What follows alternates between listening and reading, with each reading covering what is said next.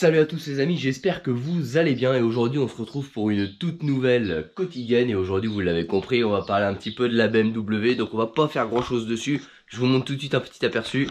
Voilà, vous avez deviné, bah elle aussi elle est tombée en panne de batterie, après la Lotus c'est la BM, décidément je crois que l'hiver c'est pas notre hiver et pourtant c'est pas un hiver très froid. Bon, enfin bref, c'est pas grave, du coup on va se faire une petite quotidienne et on va profiter de cette petite quotidienne pour vous montrer comment on change une batterie sur une BMW parce que je voyais pas l'intérêt de le faire dans une vidéo tutoriel, il y a quand même rien de bien compliqué, donc voilà, on va se faire ça pendant la petite quotidienne, ça va être le sujet principal de la petite quotidienne. Tout d'abord, j'espère quand même que vous allez bien. Aujourd'hui, on travaille un petit peu garage ouvert parce qu'il fait super beau dehors. Je crois qu'on doit être pas loin des 15-16 degrés, donc pour la période, c'est quand même assez pas mal. C'est sympathique, voilà, ça met un petit peu de baume au cœur dans ce temps un petit peu chiant parce que c'est vrai qu'on a envie de faire plein de choses, on peut rien faire. Notamment, je vous cache pas que j'aimerais bien avancer de l'autre côté quoi. Donc pour ceux qui n'avaient pas suivi un petit peu, c'est décidé, on va faire un showroom à côté. Donc en gros il y aura le garage voiture et il y aura le garage moto karting. Donc en fait on va vraiment séparer les mécaniques et on va essayer de faire quelque chose vraiment de vraiment très sympa, de convivial, de beau, voilà, d'agréable à regarder pour vous parce que bon moi c'est agréable quand j'y suis mais voilà, après c'est vrai que vous m'avez dit oui fais de la peinture, fais ceci, je dis ça sert à rien, c'est des poulaillers, c'est un garage, finalement je vous ai écouté et je ne regrette pas parce que c'est vrai que le garage, bah, comme beaucoup le disent, c'est l'emblème de la chaîne YouTube et c'est vrai que je prends beaucoup plus de plaisir à travailler dedans maintenant que je vous ai écouté et qu'il est quand même nettement plus joli, on va pas se le cacher. D'ailleurs les amis, très vite, normalement peut-être semaine prochaine, maxi dans 15 jours, il va y avoir encore des modifications de fait dans ce garage là, donc je vous invite vraiment à regarder les quotidiennes parce que tout ça, ça va sortir en quotidienne et ça devrait être juste magnifique. À côté, ce qu'on va faire, c'est qu'on va ouvrir ici. Donc on va vraiment ouvrir pour donner un espace de profondeur et de l'autre côté on va vraiment garder l'aspect bois pour vraiment différencier en fait la partie moto et la partie voiture. Donc la partie voiture restera exactement comme ça, on ne changera pas. Par contre de l'autre côté on va vraiment faire une ambiance bois, un petit peu chaleur etc. Et on y mettra toutes les bécanes, tous les projets etc. Donc là-bas ce sera vraiment dédié aux bécanes. Si on ne trouve pas assez de pièces pour réparer ce moteur Porsche, ça servira de table, on va essayer de se mettre un petit coin etc. pour les lives, vraiment faire quelque chose de vraiment sympathique, de convivial, et quand je reçois des abonnés, bah si on veut se prendre une petite mousse, un petit machin, voilà, ça peut être franchement quelque chose de super sympa à faire. Donc c'est ce qui a été majoritairement décidé par vous, et vu que c'était un petit peu indécis dans ma tête, et bah j'ai choisi votre choix, qui, je le rappelle, n'était pas contradictoire au mien, hein, bien évidemment, mais voilà. Donc du coup, voilà, j'ai également trouvé une solution pour ouvrir ici à moindre frais, hein, parce qu'un IPN, ça vaut très cher, sachant qu'un IPN de 6 mètres, et bah ça s'appelle un IPN 9, donc c'est encore plus cher. Donc je vais tout simplement faire en bois avec des madriers, etc. J'y avais pas pensé, mais c'est beaucoup moins cher. Mais encore une fois, tout ça, ça verra le jour que cet été, parce que bah déjà on est confiné, on peut pas acheter de matériaux, et après il faut casser, il faut bâcher, etc. Ouais, c'est quand même pas mal de boulot. Donc je vais essayer de faire ça pour cet été pour que ce soit vraiment classe pour juillet-août. Pour l'instant bah, j'ai essayé au maximum d'avancer à côté. Avancer c'est un grand mot parce qu'encore une fois il n'y a pas de matériaux, donc je fais avec ce qui me reste de matériaux de ma maison. Mais bah, on est vite à court quoi, on n'a pas vraiment le choix, c'est pas un Leroy Merlin ma maison. Bon enfin on va revenir sur le sujet principal, mais avant ça comme d'habitude je voudrais remercier tous ceux qui ont fait un don pour la chaîne YouTube, pour les futurs projets de la chaîne YouTube. Donc encore une fois merci, les dons se font par Tipeee, je le rappelle que ces dons là serviront à sûrement acheter des pièces ou des véhicules pour ensuite amener du contenu mécanique sur la chaîne YouTube. Donc voilà, ce n'est pas de l'argent qui va pour moi, je le rappelle, j'ai accepté vos dons parce que vous me l'avez demandé. On a soumis tout ça au vote, ça a été accepté majoritairement, mais je rappelle que ces dons seront dédiés exclusivement pour des projets mécaniques sur la chaîne JLB.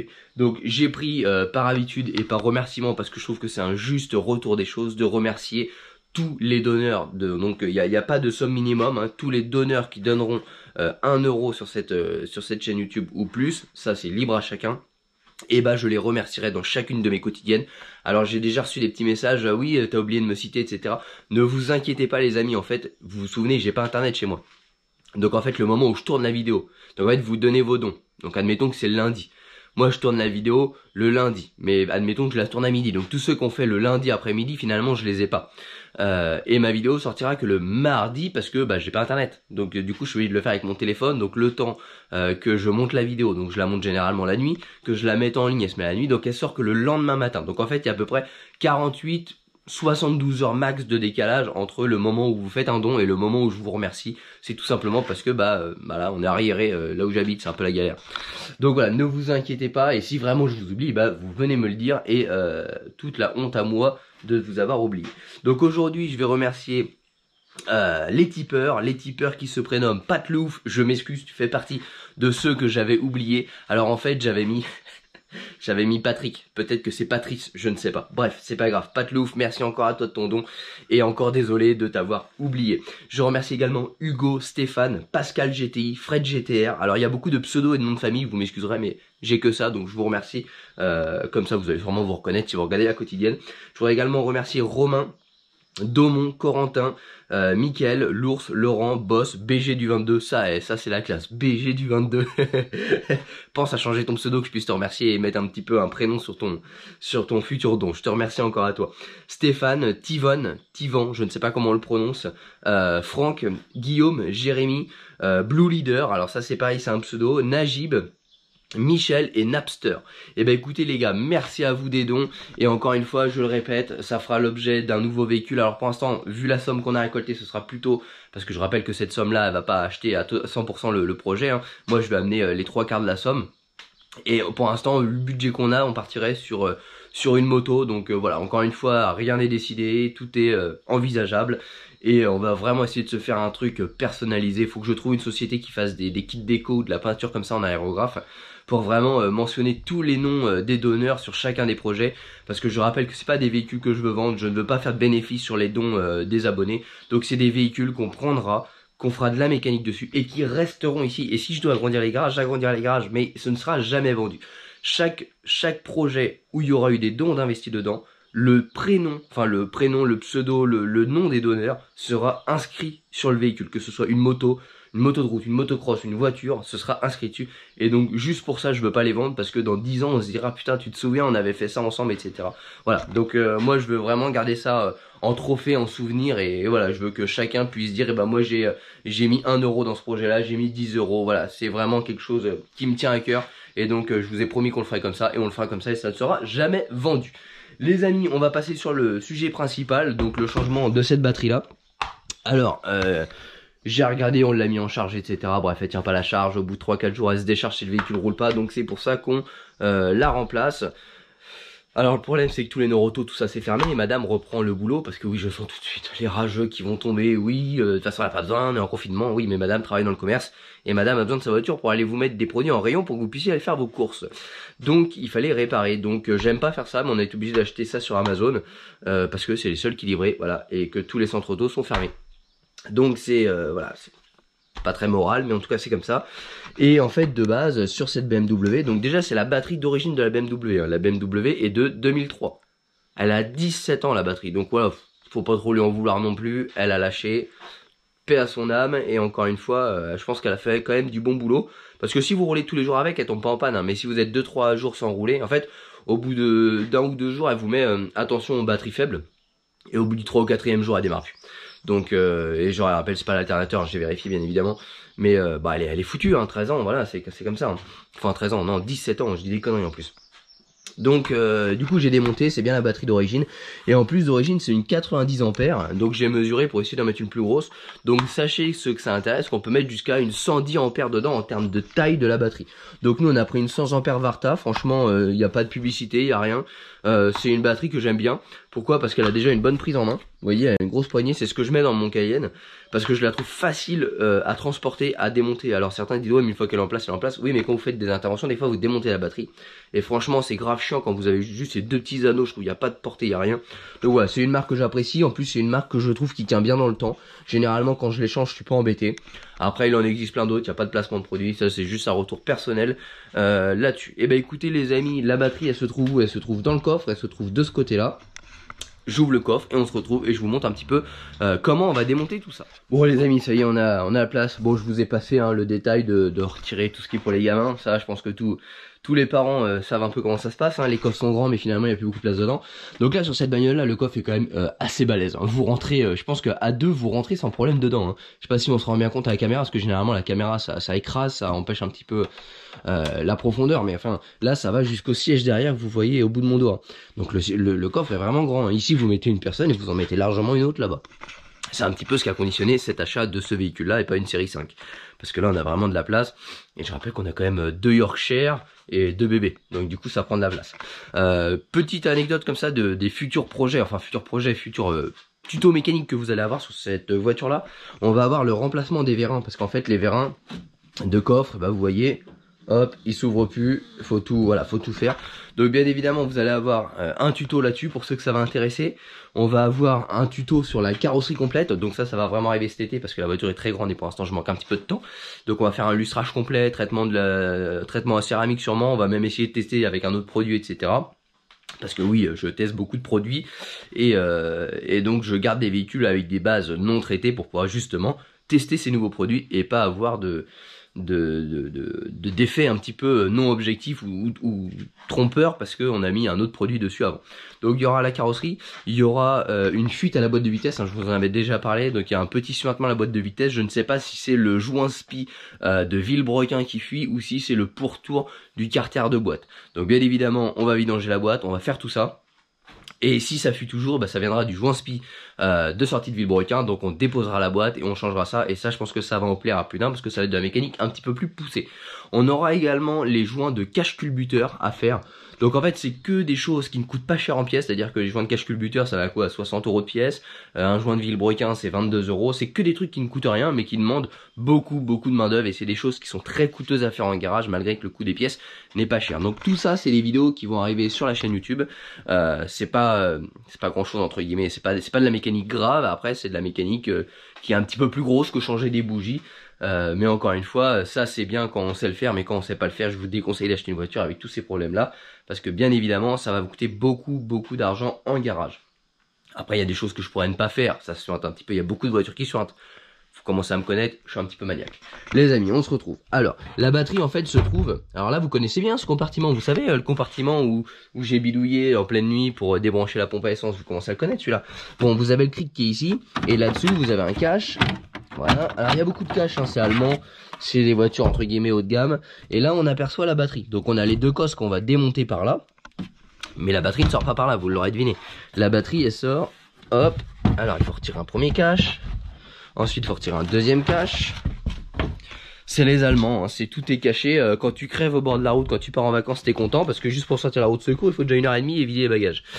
Donc là, on défait la molette qui se trouve ici. Voilà, qu'on va mettre au fond là-bas.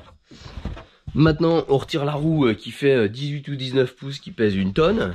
Donc là, je vous pose, hein, parce qu'il me faut mes deux mains.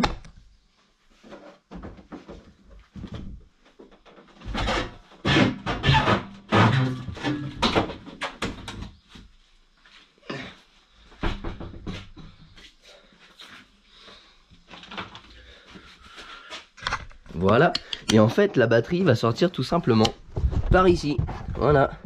Et donc ici vous voyez en termes de longueur vous avez 3, alors je sais pas si vous voyez bien, je vais essayer de vous mettre un peu de lumière, voilà. Vous avez un petit patin ici qui bloque la batterie et vous avez 3 positions de cette vis là pour tout simplement mettre 3 tailles de batterie. Donc là je vais tout simplement démonter cette batterie là et on se retrouve. Alors comme je vous l'ai dit ici, tac, on arrive, donc c'est du 10, on dévisse. Alors c'est assez pratique quand même, hein, c'est accessible. Hop, on dévisse.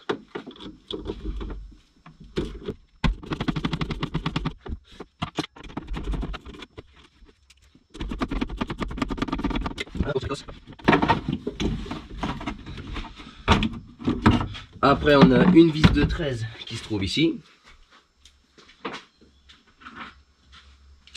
pour retirer la bride de la batterie.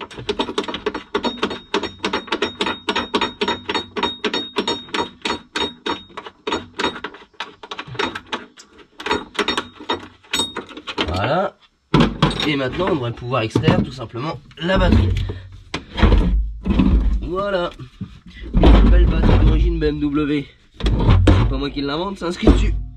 J'en profite pour être sur l'établi pour vous montrer un petit peu pourquoi j'ai choisi la Varta. Vous voyez, ce que je déteste sur les batteries, c'est ça. Les deux petites anses comme ça. La poignée est pas équilibrée, c'est-à-dire que quand vous la prenez comme ça, vous avez encore plus de poids parce que finalement ça penche à l'avant, etc. Et dans les 3/4 des bagnoles, il est impossible de mettre une main là et une main là parce que vous n'avez pas la place. Donc il faut toujours lever par une seule poignée, donc vous forcez comme un bœuf. En plus elle est pas équilibrée, donc elle tombe vers l'avant, donc ça cogne partout.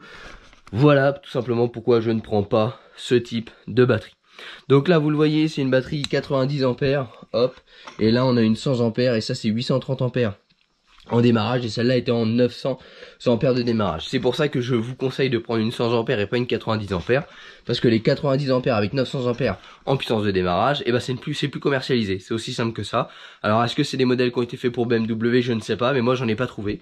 Donc du coup, il vaut mieux prendre le modèle un petit peu plus gros, une Varta, et ça fait le boulot, enfin Varta ou ce que vous voulez, hein. Encore une fois il n'y a pas de placement de produit. Qu'est-ce que je peux vous dire de plus?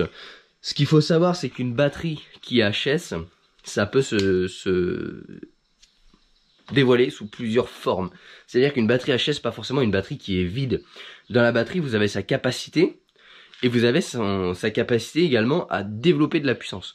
Donc en fait, vous pouvez avoir 12 volts, donc c'est-à-dire qu'enfin à 12 volts vous n'êtes pas très chargé, mais vous pouvez avoir 13 volts 5 par exemple, donc c'est une batterie qui est très bien chargée, qui est en forme, et pourtant cette batterie là, elle ne va pas développer sa puissance de démarrage. Donc moi par exemple, la batterie que j'ai utilisée pour ramener cette BMW là, c'est une batterie qui était dans une Porsche Boxster S, qui prend la charge, qui tient la charge, mais qui n'a plus sa puissance de démarrage. C'est-à-dire que vous pouvez démarrer une Clio avec, mais vous pouvez plus démarrer un gros moteur. Et bah celle-ci peut-être que c'est pareil, elle va peut-être prendre la charge, mais elle va tout simplement plus avoir l'énergie, la puissance pour démarrer un gros moteur. Donc voilà, il y a plusieurs types de pannes qui existent sur les batteries. Je suis pas un pro de la batterie, mais sachez que c'est pas toujours parce qu'elle est déchargée qu'elle est plus bonne, c'est peut-être parce qu'elle a plus non plus la puissance pour démarrer votre véhicule. Donc là on en met une toute neuve, donc là en l'occurrence 830 ampères en puissance de démarrage contre 900. Ça de base, la Varta est moins puissante, mais vu que celle-là a 17 ans, je pense que la Varta va faire nettement mieux le boulot. Donc je pense qu'au niveau de la vitesse du démarreur, etc., ça devrait tourner nettement mieux. Les amis, on replace la Varta toute neuve dans le compartiment. Dans la pose, on la glisse, hop. De l'autre côté on vient récupérer nos cosses qui forcément empêchent de la mettre au fond parce qu'ils sont tombés derrière, hein, c'est aussi simple que ça. C'est pas compliqué franchement, c'est vraiment facile à faire là-dessus, c'est bien pensé. Voilà, on rebranche.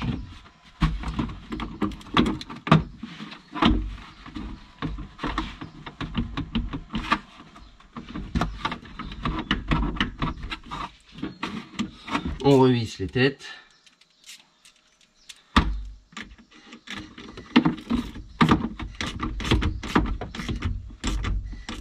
Voilà. Alors pensez bien à visser vos cosses, hein. Des fois j'en vois, les cosses sont pas assez vissées. Et ça m'est déjà arrivé personnellement sur une voiture que j'avais achetée, où en fait la cosse fait pas contact, du moins pas assez contact. Du coup elle passe pas l'intensité de la batterie. Et vous avez des problèmes moteurs, donc des variations de régime moteur, des coupures moteur des fois, ça redémarre qu'une heure après, etc. Et en fait c'est tout simplement parce que la cosse n'est pas bien serrée sur la batterie.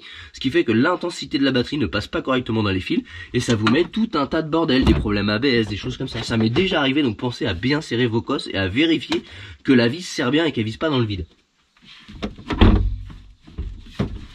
Voilà, donc là maintenant que c'est mis, hop, on la met bien au fond. On remet notre patte, donc là on va choisir un autre trou, donc le trou juste après. Donc là vous voyez, il y avait un trou ici, je sais pas si vous voyez bien la caméra, un trou ici. Et bon on va tout simplement se mettre celui d'après parce que la batterie est un peu plus grosse.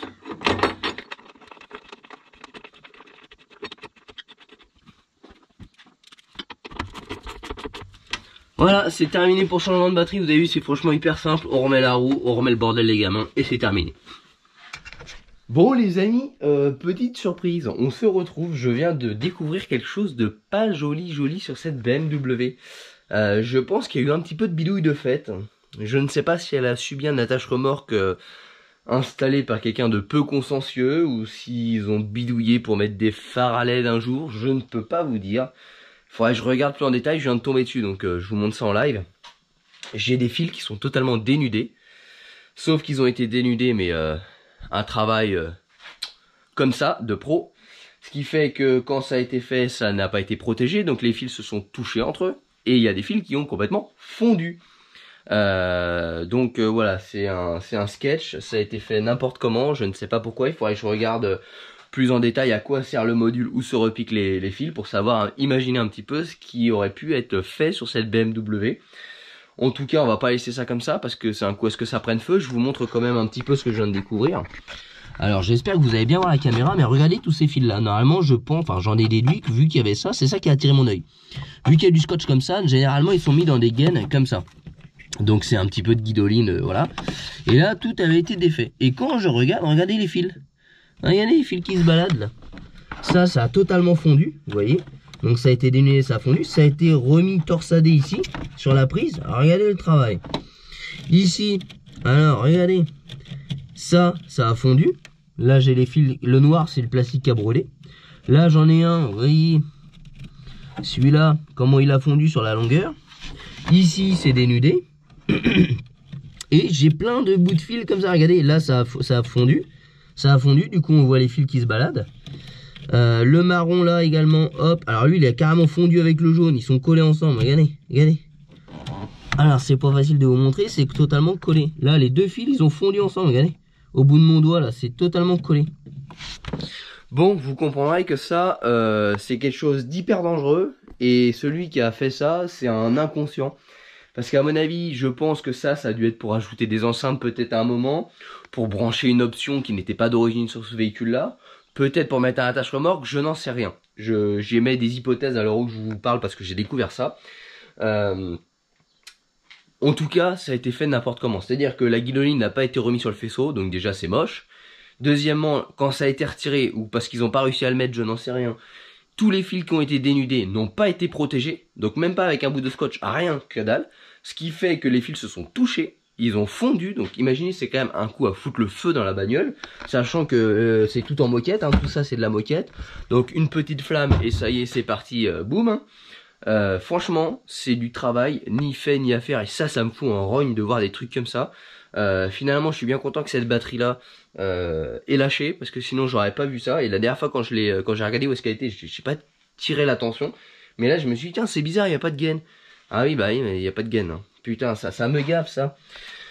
Bref, donc du coup, là, je vais pas avoir ce qu'il faut pour réparer, parce qu'il faudrait que je refasse les fils propres, etc. L'idéal serait même de couper, de mettre de la gaine thermo, de ressouder et de glisser la gaine thermo. Bon, pour l'instant, ce que je vais faire, c'est que je vais tout simplement mettre du Chatterton propre sur tous les fils qui sont dénudés pour vraiment qu'il n'y ait plus du tout de contact.